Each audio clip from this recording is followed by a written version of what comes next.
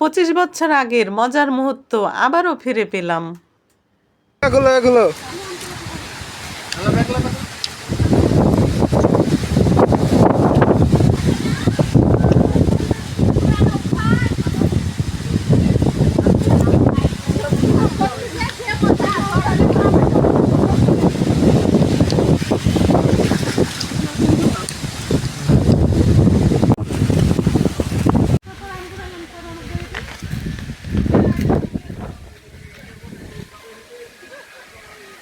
আম্মু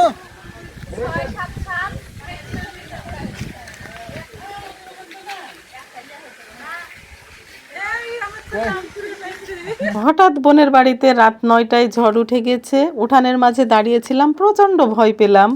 ভয় পাওয়ার পরে যাই হোক উপরে উঠে গেলাম দৌড়ে। বোনের ছেলে ইতিমধ্যে দৌড়ে এসে বলছে, খালা ঝড় উঠে গেছে, চলো যাই আম কুড়াতেই। বোন যেহেতু যাবে না তাই বোন নিষেধ করছে যে না যাওয়ার দরকার নাই, বোন হচ্ছে ছোট ছেলে। কিন্তু আমার 25 বছর আগের সেই আনন্দ করে মজা করে আম কুড়ানোটা মনে পড়ে গেল, তাই আর আমি থাকতে পারলাম না, ছুটে চলে গেলাম, সাথে ছেলেও চলে গেল।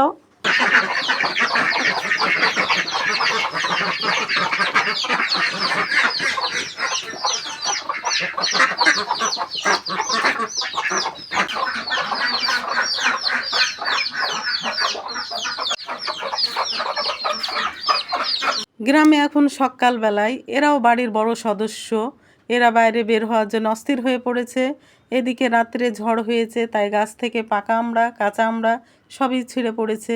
এদিকে পাকা আমড়াটা দেখে আমি লোভ সামলাতে পারলাম না, তাই সেটা তুললাম, আর সাথে কাঁচা আমড়াটাও তুললাম।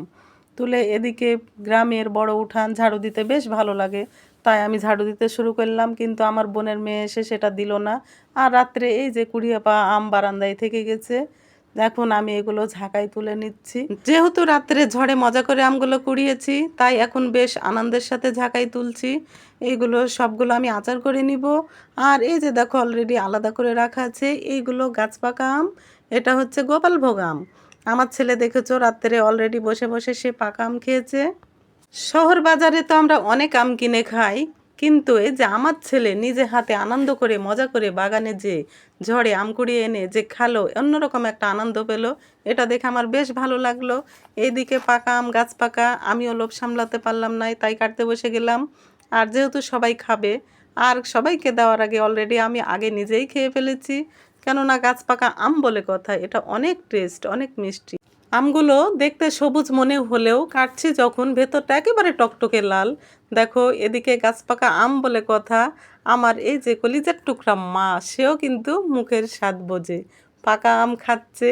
আর তাকে জিজ্ঞাসা করা হচ্ছে আম্মু কেমন লাগছে, মিষ্টি? তখন সে বলছে হ্যাঁ মিষ্টি, সে মজা করে খাচ্ছে, গাছ পাকা আম বলে কথা, সেও স্বাদ বোঝে এক কথায়। ক্যামেরার বাইরে আরও অনেকেই আম খাচ্ছে, কিন্তু শুধু আমার মামনিটাকেই লাওয়া হয়েছে।